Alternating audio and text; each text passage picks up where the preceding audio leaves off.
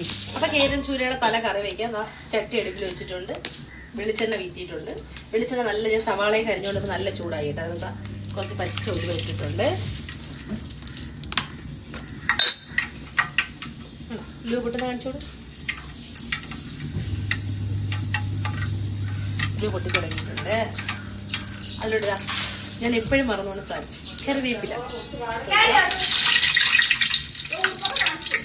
അന്യൂസല്ലേ കുരുത്തക്കേടാണ്. സവാള, തക്കാളി, പച്ചമുളക്, കറിവേപ്പില ഇത്രയും കൂടെ ഇട്ട് കൊടുത്തിട്ടുണ്ട്.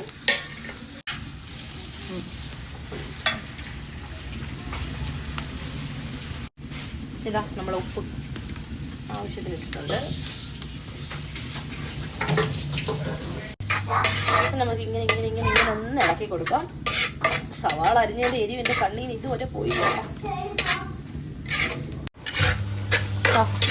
നല്ലതുപോലെ വാടിയിട്ടുണ്ട് കേട്ടോ സവാളയും തക്കാളിയും ഒക്കെ. പിന്നെ ഇതിലോട്ട് നമുക്ക് ചതച്ച് വെച്ചിരിക്കുന്ന ഇഞ്ചിയും വെളുത്തുള്ളിയാണ്. അപ്പൊ നിങ്ങൾ ചോദിക്കുന്നത് ഇപ്പൊ ഇറച്ചി വയ്ക്കുന്ന കായല്ലേ, പക്ഷെ ഇങ്ങനെ ചൂരക്കുള്ളി വെക്കണം കേട്ടോ. തലക്കറി സൂപ്പറാണ്.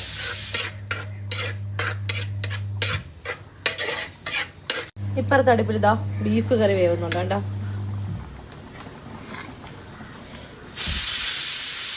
അരപ്പൊന്നും ചേർത്തിട്ടില്ല, വെറും മഞ്ഞപ്പൊടിയിലാണ് വേവുന്നത് കേട്ടോ. എന്തായാലും ഗ്യാസിനൊക്കെ ക്ഷാമം വന്നിട്ടുണ്ട്. പക്ഷെ ഇവിടെ അടുപ്പിൽ വേവിച്ച് ശീലമുള്ളതുകൊണ്ട് വലുതായിട്ട് നമ്മളെ ബാധിക്കൂല എന്നാണ് എൻ്റെ ഒരു വിശ്വാസം. മഞ്ഞപ്പൊടി ഇടാമേ. നമ്മളെ ഇഞ്ചിയും വെളുത്തുള്ളിയും സവാളയും പച്ചമുളകും തക്കാളിയും എല്ലാം നല്ല വാടി നല്ല വെള്ളം വന്നിട്ടുണ്ട്. മഞ്ഞപ്പൊടി ഇട്ടിട്ടുണ്ട്. മല്ലിപ്പൊടി ഇല്ല കേട്ടോ, മഞ്ഞപ്പൊടി ഇട്ട് നല്ലതുപോലെ ഇളക്കി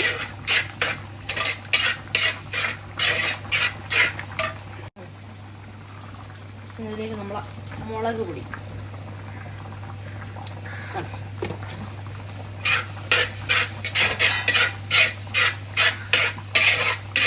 നല്ലതുപോലെ ഇളക്കി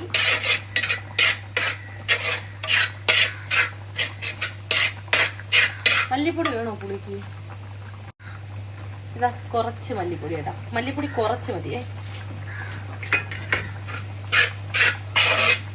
ഇതെല്ലാം നല്ല പച്ചമണം മാറുന്നത് നമുക്ക് ഇളക്കി കൊടുക്കാം.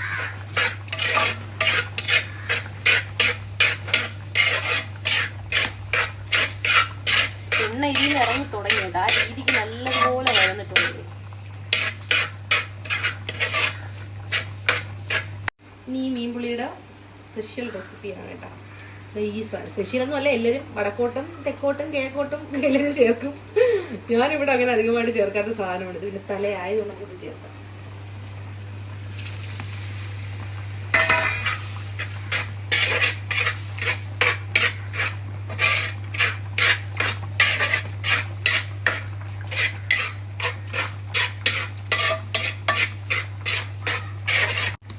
ഇനി നമ്മളെ മീൻ നല്ല ചൂരത്തല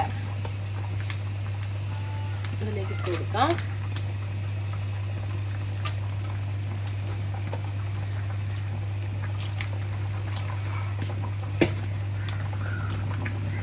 കണ്ണ് കണ്ട കണ്ണ് കണ്ണ് കണ്ണ് കണ്ണ്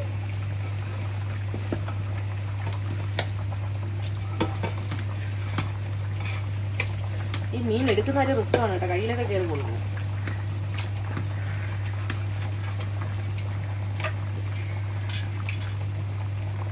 കഴിഞ്ഞ് നല്ലതുപോലെ ഒന്ന് മിക്സ് ചെയ്യാൻ കേട്ടോ.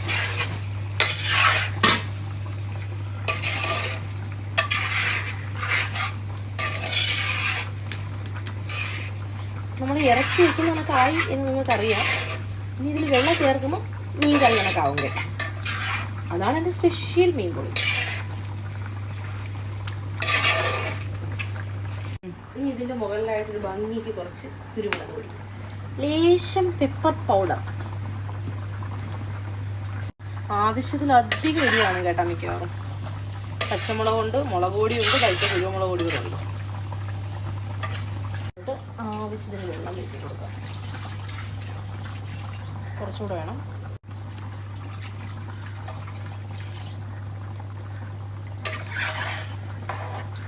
നോമ്പായോണ്ട് നമുക്ക് ഉപ്പൊന്നും നോക്കാൻ പറ്റൂല. അപ്പോൾ എല്ലാം ഒരു ഭാഗ്യം പോലെ ഇരിക്കും.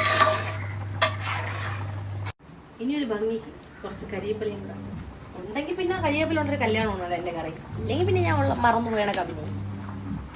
അപ്പം ഇനി ഇതും കൂട്ടി നല്ല കപ്പയും കൂടെ വേവിച്ച് വെച്ചിട്ടുണ്ട്.